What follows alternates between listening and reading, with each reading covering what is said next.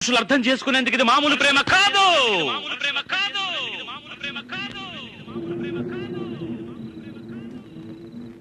అగ్నిలాగా స్వచ్ఛమైనది.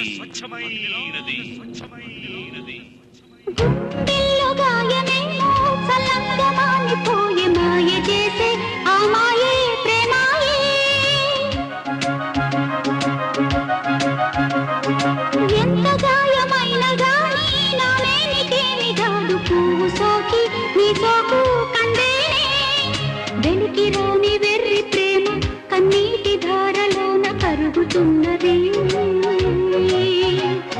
నాదు శోకమోపలేక నీ గుండె బాధపడితే తాళనన్నది.